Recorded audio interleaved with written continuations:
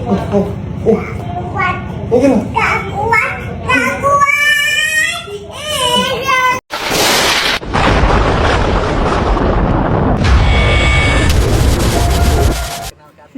Ahmad Labi di sana dengan NIM 25550220002.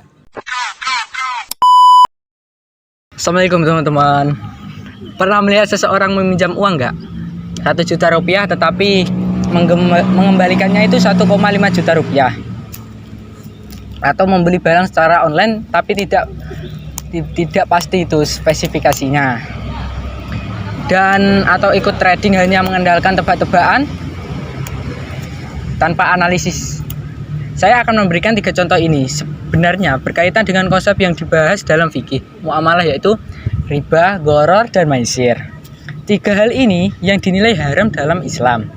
Pada video ini saya akan menjelaskan ketiganya dengan bahasa yang sederhana dan mudah dipahami. Mari kita mulai. Kita mulai dari riba ya. Berdasarkan materi dari kelompok 9, riba adalah tambahan atau bunga yang diisyaratkan dalam transaksi utang piutang. Contohnya, seseorang itu meminjam 1 juta rupiah, tetapi sejak awal diwajibkan mengembalikan 1,2 juta rupiah. Tambahan 200 itu disebut dengan riba. Riba itu bukan fenomena baru. Dalam masa Yunani hingga era jahiliyah, praktik ini sudah dikenal luas. Tokoh seperti Plato dan Aristoteles pun menilai bunga pinjaman sebagai sesuatu yang merugikan. Pada masa jahiliyah, riba bisa berlipat ganda jika seseorang terlambat membayarnya, mirip seperti efek snowball pada utang modern. Dalam Islam, riba diharamkan secara tegas. Salah satu dalilnya adalah Quran Surat Al-Baqarah ayat 275 yang menggambarkan bahwa pelaku riba hidupnya tidak akan tenang dan tidak akan stabil. Saya akan mengasih tahu bahwa ada jenis-jenis riba. Yang pertama adalah 1. Riba qard. Riba qard adalah tambahan yang diisyaratkan sejak awal akad. Misalnya meminjam 10 juta, tapi diwajibkan mengembalikan 11 juta rupiah. Yang kedua, riba jahiliyah. Riba jahiliyah adalah tambahan yang muncul akibat keterlambatan pembayaran. Mirip dengan denda yang sering diterapkan pada pinjaman online. Yang ketiga, riba fadl. Riba fadl adalah pertukaran barang sejenis tetapi dengan takaran atau kualitas yang tidak seimbang. Contohnya menukar uang 100.000 dengan uang 98.000. Yang keempat, riba nasi'ah. Riba nasi'ah adalah tambahan karena penundaan waktu penyerahan barang. Misalnya meminjam 100 kg beras dan mengembalikannya menjadi 110 kg beras. Intinya riba dilarang karena sifatnya yang eksploitatif dan merugikan salah satu pihak. Berikutnya adalah gharar, yang berarti ketidakjelasan dalam transaksi. Islam melarang akad yang mengandung unsur ketidakpastian atau informasi yang tidak lengkap, penipuan karena dapat merugikan salah satu pihak.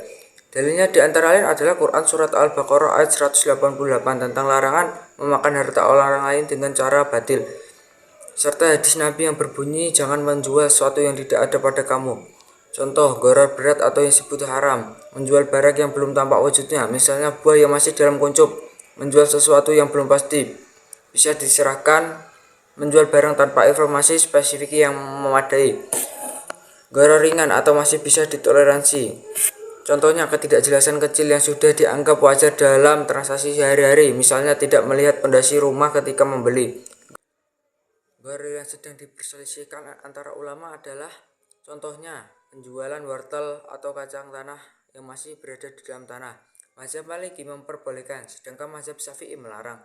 Kesimpulannya adalah gharar berhubungan dengan akad yang tidak jelas sehingga berpotensi merugikan salah satu pihak. Selanjutnya adalah maisir, yaitu aktivitas perjudian atau tindakan yang sangat bergantung pada keberuntungan dan mengandung unsur menang dan kalah yang merugikan salah satu pihak. Dalilnya tercantum dalam Quran Surat Al-Maidah ayat 90-91 yang menyebutkan bahwa judi merupakan perbuatan setan dan dapat menimbulkan permusuhan serta kerusakan. Jenis-jenis maisir itu ada 3, meliputi 1. Qimar atau judi murni, contohnya yaitu togel, taruhan bola maupun permainan slot. Ada taruhannya, ada menang kalah sehingga jelas haram. Yang kedua, spekulasi berlebihan seperti melakukan trading tanpa analisis dan hanya menebak-nebak arah harga. Aktivitas ini lebih mirip judi daripada investasi.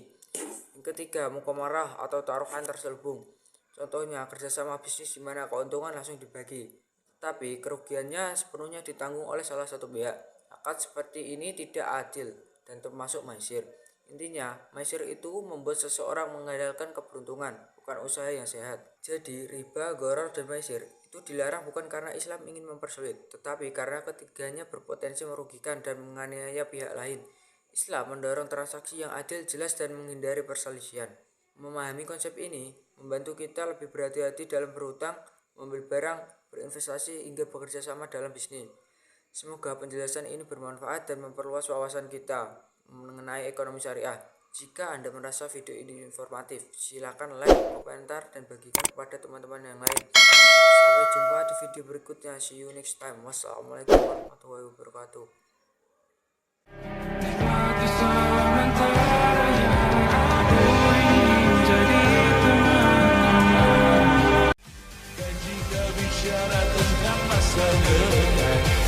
Aku pun bingung, akunya terbakar. Aku cinta untuk akhir dunia. Biar kami nyanyikan ini.